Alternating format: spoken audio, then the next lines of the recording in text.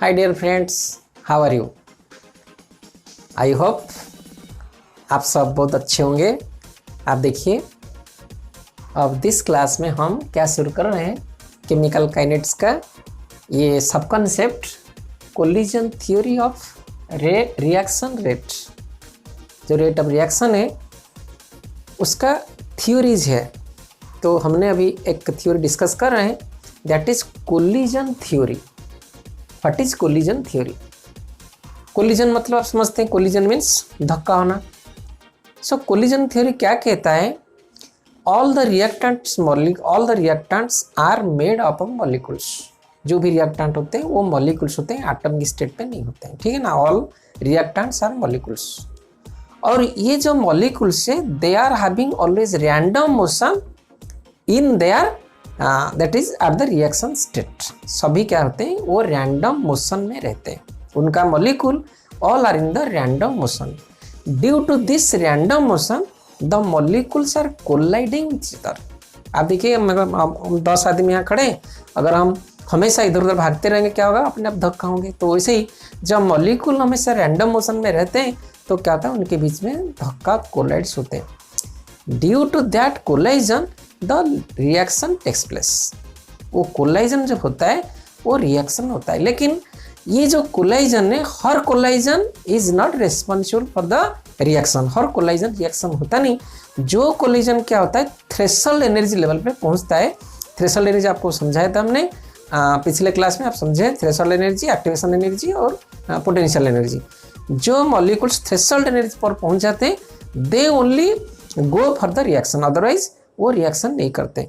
समझ गए आप। जो collision frequency Z is equal to, हमने यहाँ लिखा है, आप देखिए, collision taking place per unit volume, that is collision frequency. कहते हैं क्या, collision taking per unit volume at a definite temperature. एक टेम्परेचर, एक निर्दिष्ट टेम्परेचर पे जितने कोलिजन होते हैं यूनिट वॉल्यूम में, उसको बोलते हैं कोलिजन फ्रीक्वेंसी। आप समझ गए।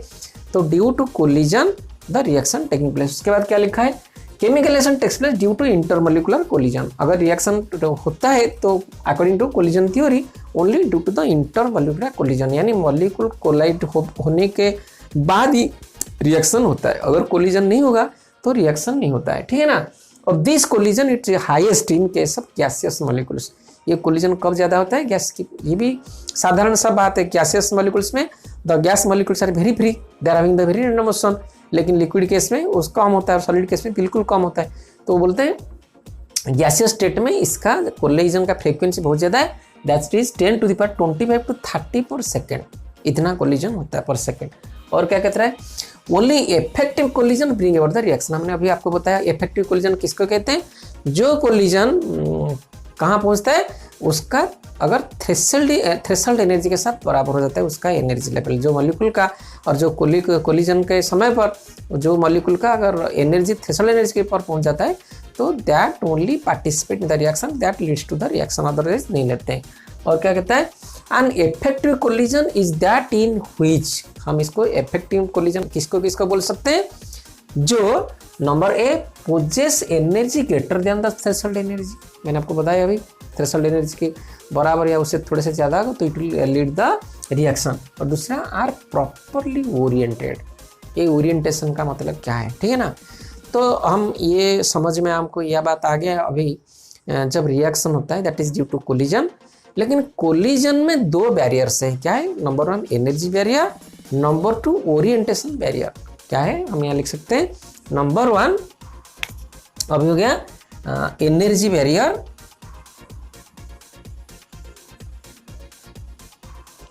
और दूसरा हो गया orientation barrier.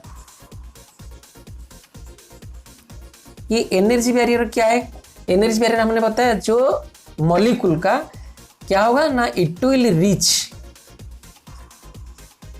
More than threshold energy, यानी थ्रेशोल्ड एनर्जी से अगर इसका एनर्जी ज्यादा हो गया तो क्या हो जाएगा ना, वो रिएक्शन करेगा। जो मॉलिक्यूल थ्रेशोल्ड एनर्जी पर पहुंच गया और उससे थोड़ा सा ज्यादा हो गया, रिएक्शन कर लेगा। तो एनर्जी बैरियर क्या हो गया, must be greater than threshold energy. और क्या हो गया, ओरिएंटेशन बैरियर। ओरिएंटेशन का मतलब क्या है, ओरिएंटेशन का मतलब आप देखिए, मतलब मान लीजिए मैं एक ये ले रहा हूँ CO2 कार्बन डाइऑक्साइड, तो ये क्या होता है, it is 3D in shape होगा, समझ रहे हैं आप। ये जो 3D शेप होता है, मान लीजिए हम एक शेप बना रहे हैं, मॉलिक्यूल ऐसा ही है, इधर C इधर O इधर O। तो ये जो ओरिएंटेशन में रहता है, अगर और एक मॉलिक्यूल इधर आता है, कौन सा, वैसे ही और एक मॉलिक्यूल जाएगा ना, दोनों धक्का होंगे, तो मान लीजिए इधर भी एक मॉलिक्यूल आता है, इधर भी C इधर भी O इधर भी O। अगर ये दोनों सीधा धक्का होते हैं तो collision will be much higher. अगर ऐसे नहीं होगा, इसका तिरछा थोड़ा हो जाए, या ये जाके इधर धक्का हो तो भी कोलिजन हो सकता है, लेकिन इधर सीधा जाए तो कोलिजन हो सकता है, या पीछे है तो। लेकिन अगर एंगल थोड़ा सा तिरछा हो जाएगा, यानी ये इधर से खिसक जाएगा, तो collision will not be so sufficient to reach at the required energy, that is threshold energy. आप समझ गए, यानी proper orientation must be there.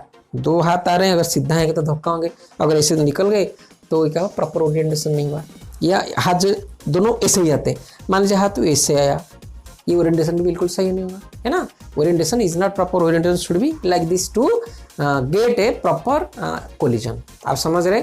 तो मॉलिक्यूल का जो ओरिएंटेशन होना चाहिए, या जब धक्का होते हैं, जब कोलाइड होते हैं, तो ओरिएंटेशन शुड बी प्रॉपर, तभी कोलाइजन होगा, प्रॉपर कोलाइजन होगा। और प्रॉपर कोलाइजन होगा तो क्या होगा ना, it reach at the required energy level और at the above the threshold energy level. आप समझ गए। तो ये हो गया collision theory of the rate of reaction, reaction rate, यानी रिएक्शन चलेगा या नहीं चलेगा, या रिएक्शन होगा या नहीं होगा, that is depends upon this collision. ठीक है। अब देखिए collision theory for unimolecular reaction. What is unimolecular? if the reactant is a single molecule, that is known as unimolecular reaction. One type of molecule is there, no? So here N2O5 is a single molecule. Here we have taken 2N2O5 gives 4NO2 plus O2. All are in gaseous form. This N2O5 is one type of molecule, that is why it's unimolecular reaction. So this collision theory for unimolecular reaction is otherwise known as Lindeman's theory. Lindemann इसके ऊपर एक theory लिखा, क्या लिखा उन्होंने, क्या कहा, आप देखिए। इसको आप ये डाटा से आप समझ जाओगे। जब दो मॉलिक्यूल कोलाइड होते हैं, कोलिजन होते हैं, क्या होता है, एक्टिवेशन होना चाहिए। कोलिजन होगा तो एक्टिवेट होगा। तो एक्टिवेशन होने के बाद जब रिएक्शन शुरू होता है, तो with in between activation and reaction some time lag, यानी टाइम गैप इज देयर, यानी एक्टिवेशन और रिएक्शन बीच में भी कुछ समय लगता है। लिंडेमैन उनका जो पोस्टुलेट था, एक्टिवेशन और रिएक्शन होने के बीच में कुछ टाइम लैग रह जाता है। ये जो टाइम गैप है, जो एक्टिवेटेड मॉलिक्यूल है उनमें से कुछ चला तो जाता है रिएक्शन करने के लिए, लेकिन कुछ क्या होते हैं फिर अगेन डीएक्टिवेट होके फिर चले जाते हैं कोलाइड होने के लिए। आप समझ गए क्या? इस बात को आप अच्छी तरह समझिए। उनके कहना ये है, जब दो मॉलिक्यूल मान लीजिए कोलाइड होते हैं, कोलाइड होने के बाद एक्टिवेशन हो गया, एक्टिवेशन एनर्जी पे खत्म हो गया, थ्रेशोल्ड एनर्जी पे पहुंच गए, तब क्या होता है, रिएक्शन होना चाहिए।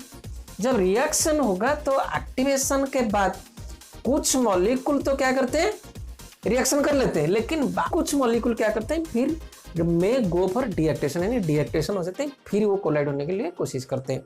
तो यही जो अगर हम उसको रिप्रेजेंट करें, ये मान लीजिए गिव्स प्रोडक्ट, एक रिएक्टेंट है ए प्लस ए, यानी ए एक मॉलिक्यूल और एक मॉलिक्यूल साथ के धक्का खाता है, तो क्या होता है, A star plus A, that is activate. यानी एक्टिवेट कौन सा हुआ, ए स्टार प्लस ए, दो तरह का मॉलिक्यूल है, एक एक्टिवेट हुआ और दूसरा क्या हुआ, ये दोनों जब फिर प्लस हुए, क्या हुआ, उसमें से ए प्लस ए डीएक्टिवेट, यानी ये ए स्टार एक्टिवेट तो हो गया, that goes for the reaction, लेकिन ये वाला क्या किया, ये ए प्लस ए डीएक्टिवेट हो गया, अगर फिर ये चला गया कौन सा, कोलिजन अगेन करने के लिए। फिर कौन सा है जो एक्टिवेट हो गया था, जो रिएक्शन पे चला गया था, वो प्रोडक्ट दे दिया। आप समझ गए। This is known as Lindemann's theory और collision theory for unimolecular reaction. आप समझ गए। He only put the thing that there is a time lag between the activation and the reaction, during which one activated molecule may go for the reaction or may come back to the again collision place or it deactivates। समझ गए। तो ये था, आप इसको note कीजिए, वैसे ही note कर लेंगे तो you can remember easily. Okay. At low pressure, sufficient low pressure, the deactivation is less or it tends to zero. All the activated molecules goes for the reaction। ठीक है ना। अगर प्रेशर को सफिशिएंट लो कर देंगे तो क्या होगा, सारे मॉलिक्यूल्स रिएक्शन कर लेंगे, एक्टिवेटेड मॉलिक्यूल्स रिएक्शन। अगर प्रेशर हाई हम कर देते हैं तो क्या होता है, कुछ मॉलिक्यूल्स डीएक्टिवेट हो जाते हैं। तो अगर वेरी लो प्रेशर हम ले लेंगे तो first order reaction will switch over to the second order reaction. समझ गए आप? अगर हम प्रेशर को बिल्कुल लो कर देंगे तो फर्स्ट ऑर्डर रिएक्शन में change to the second order reaction. तो आप इसको याद रखिए, यानी low pressure increases activation, sorry, increases the reaction and reduces deactivation of molecules। ठीक है ना, इसको आप याद रखिए। Collision theory for bimolecular reaction. By applying that theory, we can write to bimolecular gaseous reaction if all the constituent reactants are gaseous reactants. The expression of reactant is K is equal to Pz e to the power minus A by RT. P is known as probability factor and it is depends upon or known as steric factor. It related to the specific rotation of a molecule. Rotation of molecule. That is, we were telling about the orientation. Z is equal to collision frequency. We already have discussed the number of collisions per unit volume at a particular temperature. और minus EA, EA is nothing but the activation energy, or the gas constant is the temperature. समझ गए आप?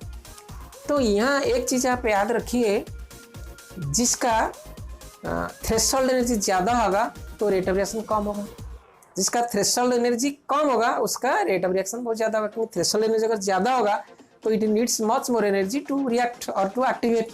अगर threshold energy कम होता है तो it needs less energy to activate, यानी टू गो फॉर रिएक्शन। तो threshold energy is inversely proportional to the rate of reaction. आप इसको याद रखिए, threshold energy ETH is inversely proportional to the rate of reaction. यानी rate of reaction कब बढ़ेगा, जब थ्रेशोल्ड एनर्जी कम हो जाएगा। ठीक है ना। उससे बच्चों, failure of collision theory, because this collision theory did not good hold for almost all the reactions. ठीक है ना। ये फेलियर इसका क्या है, आप देखिए। Number one, for some reactions the K calculated value of K much differed from the experimental value of K। यानी जो एक्सपेरिमेंट से निकाला K का वैल्यू रेट ऑफ रिएक्शन का, रेट कांस्टेंट का, और जो कैलकुलेशन में निकाला वो बहुत फर्क हो गया।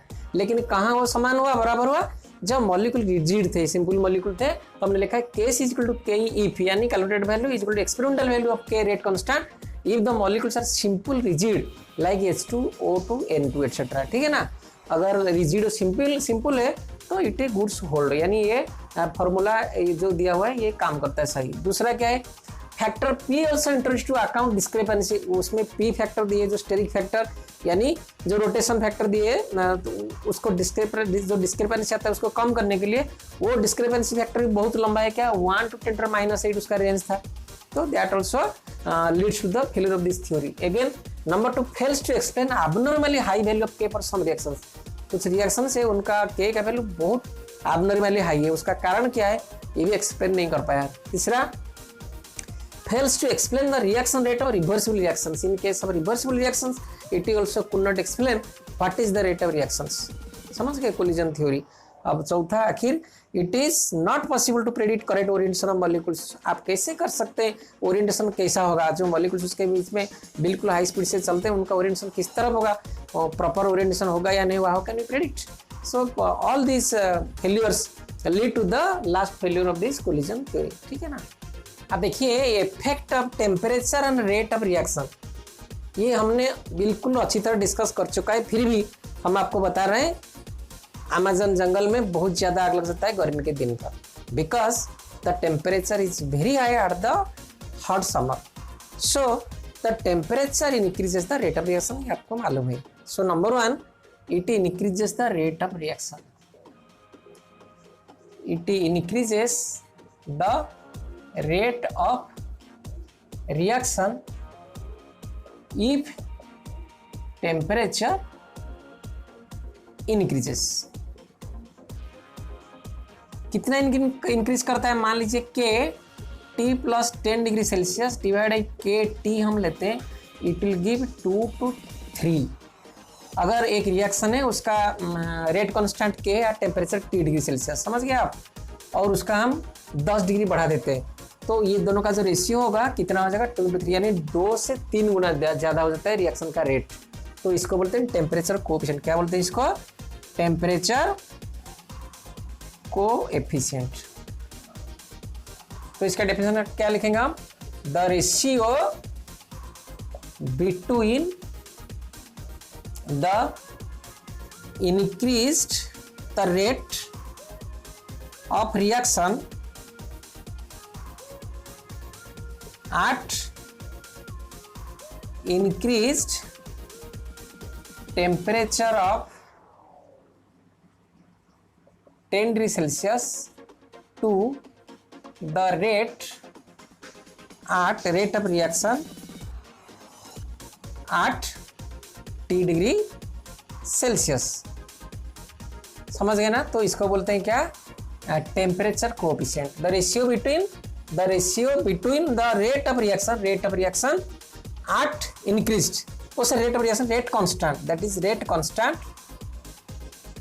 Constant at increased temperature of 10 degree Celsius. अगर 10 डिग्री बढ़ा देते हैं, what is rate constant of temperature of 10 degree Celsius to the rate of reaction, rate constant of reaction T degree Celsius. अगर rate constant T degree Celsius में KT है और 10 degree बढ़ा दे तो KT+10, तो इसका जो अनुपात होगा ये होगा 2:3।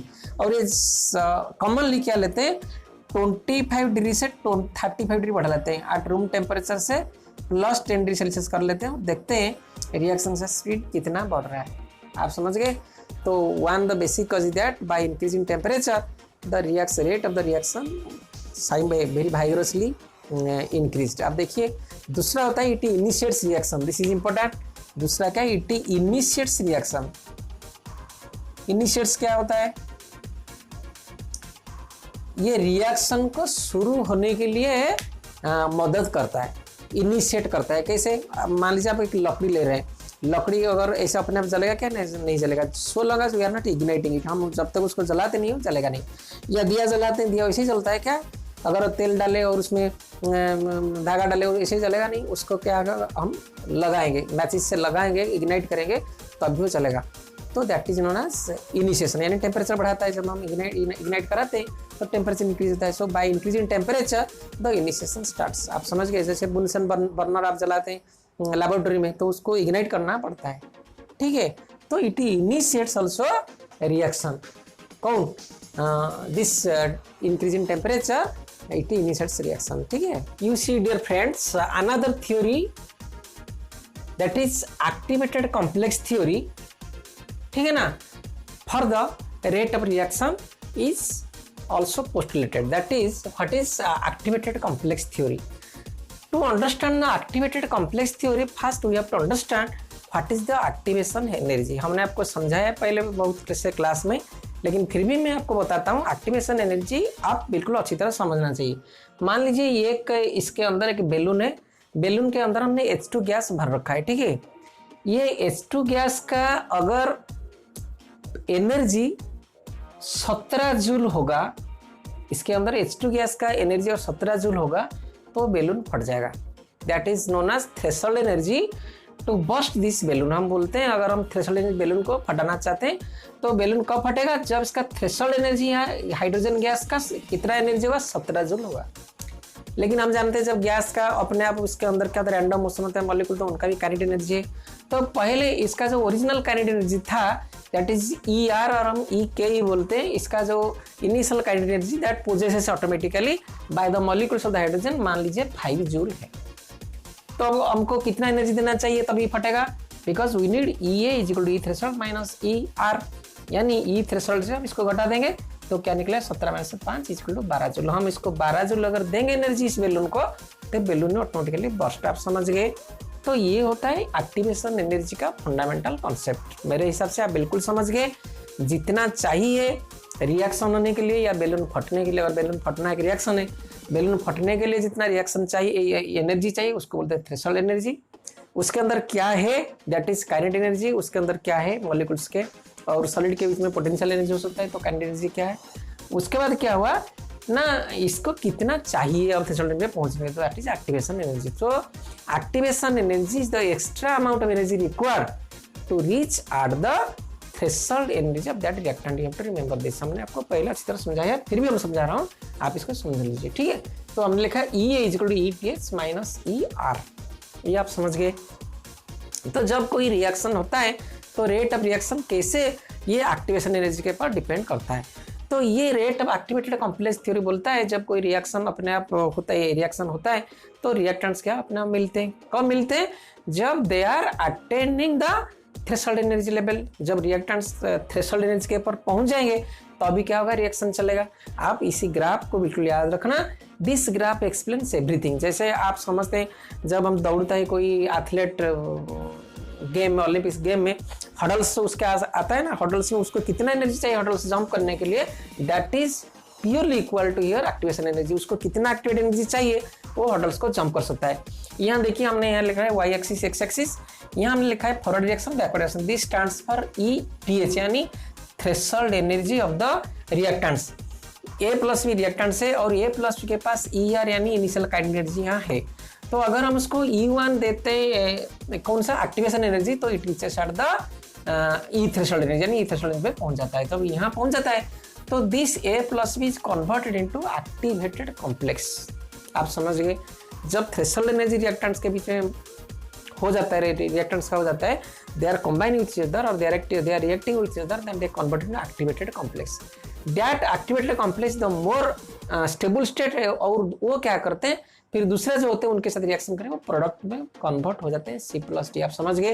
तो ये एक्टिवेटेड कॉम्प्लेक्स फॉर्मेशन होने के लिए most mandatory is that they should reach at the threshold energy and it needs the activation energy to go for that. यानी एक्टिवेशन एनर्जी हो जाएगा ठीक से तो थ्रेशोल्ड पे पहुंच जाएंगे, एक्टिवेटेड कॉम्प्लेक्स फॉर्मेशन में एक्टिवेटेड कॉम्प्लेक्स फिर क्या होगा, it will convert in the required product.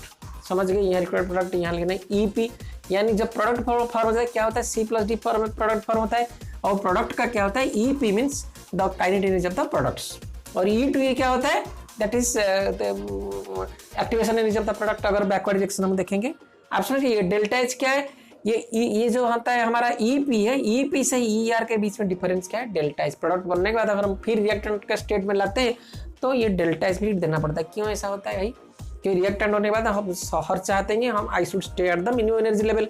तो रिएक्टेंट जब प्रोडक्ट में कन्वर्ट होता है तो वो मिनिमम एनर्जी उसका घट जाता है। तो कितना घटता है, ये delta H that is the amount of energy will supply to the product, again it will convert in the ER। आप समझ गए अभी इसी बात को। अगर बैकवर्ड रिएक्शन होगा तो फिर E2 हम देंगे क्या, एक्टिवेशन एनर्जी।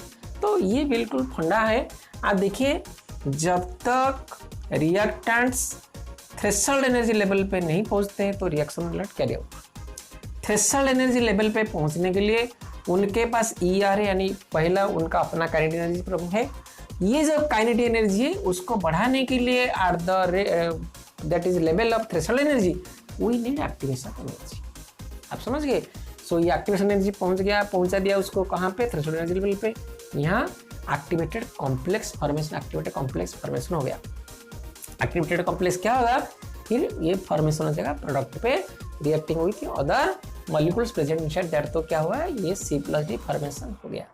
ये आप इसको अच्छी तरह समझिए, हमने यहाँ लिखा है, you have to note down this because this is very much important in exam. अगर आप ऐसा ही कर देंगे तो you will get full marks. तो हमने यहाँ समझा दिया आपको ये is equal to ETH minus ER के।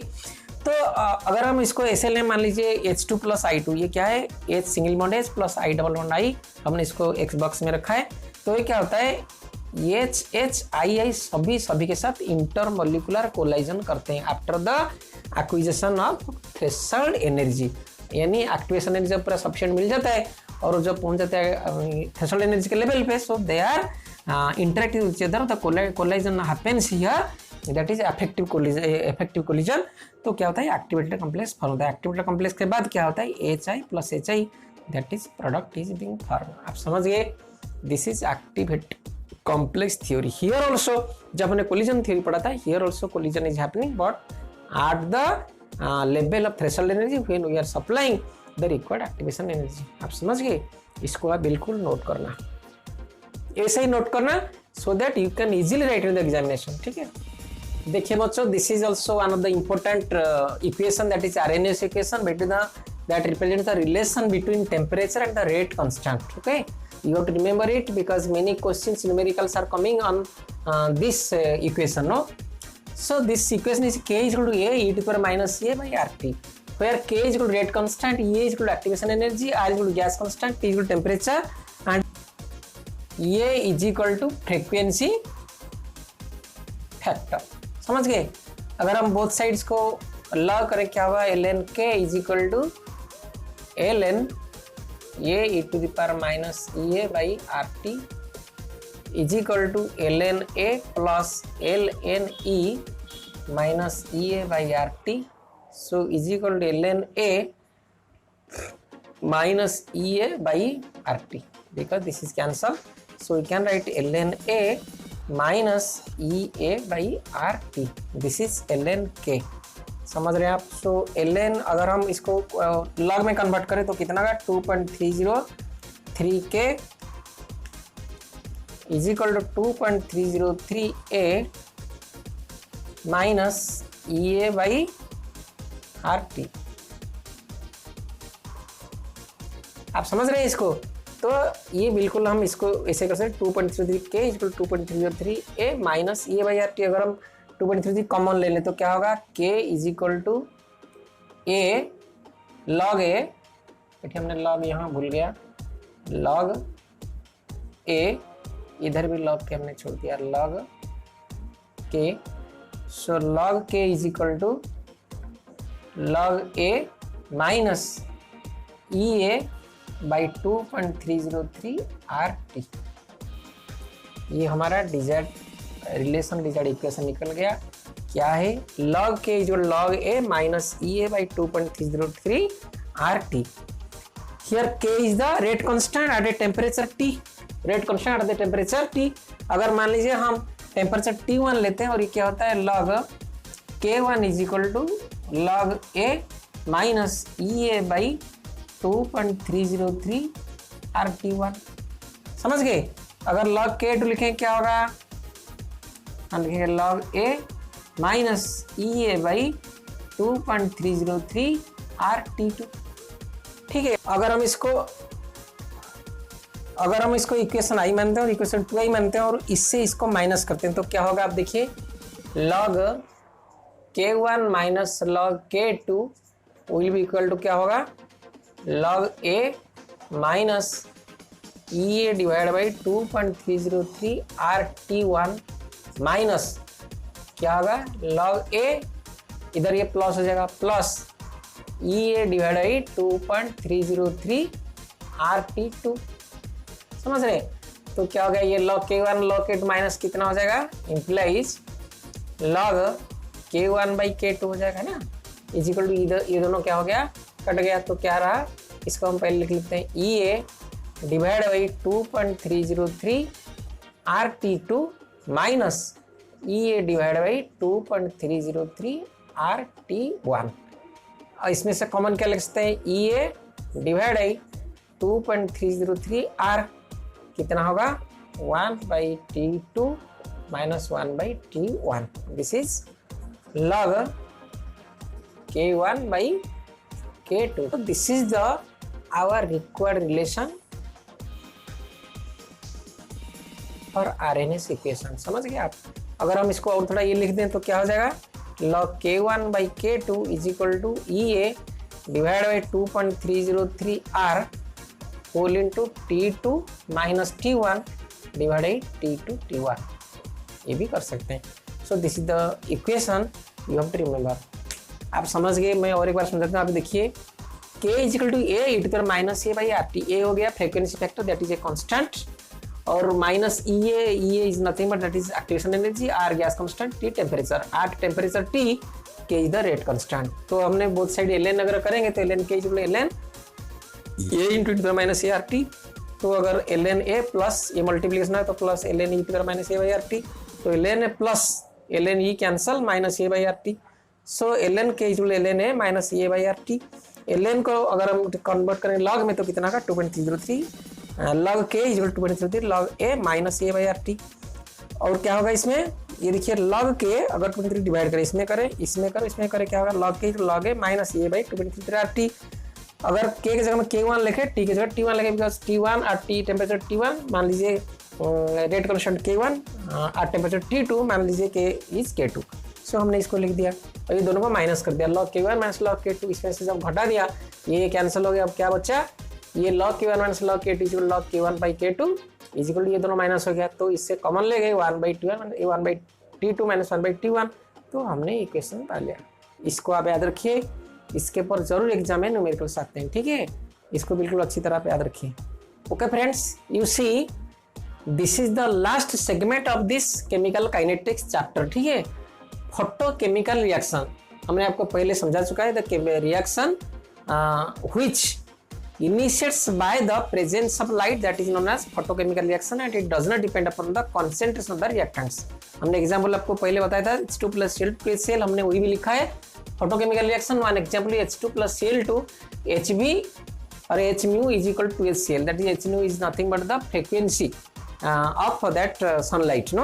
So by the presence of sunlight HCl is formed by the reaction of hydrogen and chlorine, so that is one of the example of a photochemical reaction। Another which is very common and it is coming also in examination, that is photosynthesis। अच्छा, हम यहाँ इसको थोड़ा समझना चाहिए। आप देखिए ये कैसे होता है मैकेनिज्म, जो ये H2 गैस होता है, Cl2 गैस होता है। H2 गैस क्या होता है, जब इसके ऊपर लाइट पड़ता है तो लाइट जब इसके ऊपर होता है तो लाइट से photon, the photon from the light having the sufficient energy to break the bond between hydrogen atoms and hydrogen molecule is getting converted to H plus H, yani it is converted to respective atoms। Chlorine also like that, by the photons from the light and it breaks the bond between Cl atom in Cl2 molecule and it converts Cl plus Cl। So this H plus H and Cl plus Cl again reacts with each other, H plus Cl and H plus Cl, so HCl मिलके HCl बनता है, समझे। ये जो इसको पहले HH को तोड़ता है और Cl को तोड़ता है, that is known as photosensitization. आप इसको याद रखिए, it is a term photosensitization. What is photosensitization? The photons from the light or the energy from the light or radiation which breaks the bonds between or bonds in a reactant to convert it to the atom, that is known as photosensitizer। To make it proper or to make it usable or to make it react with other molecules present inside that reaction, no? एक reactant को ऐसे करता है, दूसरे reactant से reaction करने के लिए जो फोटोन आते हैं वो जो एनर्जी देता है और जो प्रोसेस होता है उसको फोटोसेंसिटाइजेशन कहते हैं। You have to remember this, okay. So अब हम डिस्कस करेंगे photosynthesis. Photosynthesis carried out in the leaves of the tree to prepare the to cook the food for that tree. तो कैसे chlorophyll plus that is Hb, that is the radiations from that, no? So here what happens, that is chlorophyll 2, यानी it excited हो जाता है। Chlorophyll कौन सा है? पेड़ का पत्ती का जो हरा अंश है, हरा green, that green part is known as chlorophyll। Chlorophyll is responsible to absorb the energy from the sun। समझ गए? That light energy is getting absorbed by the this chlorophyll or the green part of the leaf, no? सो वो क्या होता है, chlorophyll excited हो जाता है। Chlorophyll star हम लिखे हैं वो एक्साइटेड। तो एक क्लोरोफिल क्या करता है, फिर कार्बन डाइऑक्साइड लाता है हमारा एटमॉस्फेयर से and water from the bottom से, यानी मिट्टी से लाता है। ये तीनों रिएक्शन करके क्या होता है, ग्लूकोज फॉर्मेशन करता है और ऑक्सीजन फॉर्मेशन करता है, फिर क्लोरोफिल फॉर्मेशन करता है। Because chlorophyll also again needed, no? तो यू हैव टू ये रिमेंबर है, because this is also photosynthesis, because this reaction is carried out in the presence of light। Without light there is no photosynthesis और without light there is no reaction between H2 plus Cl2। आप इसको photochemical reaction याद रखिए, ये exam में आता है। Write one example of photochemical reaction और which of the following is one of the example of photochemical reaction, ठीक है। अगर आपको बिल्कुल ये चैप्टर अच्छा लगा, आप समझ गए, फंडामेंटल कॉन्सेप्ट आपका क्लियर हो गया, आपको लगा नहीं you are ready now, you can get marks if any question is coming from this chapter, then जरूर इस वीडियो को शेयर करना अपने दोस्तों और क्लासमेट के साथ, ठीक है, और सब्सक्राइब करना केमिस्ट्री गंगा चैनल को। Thank you very much.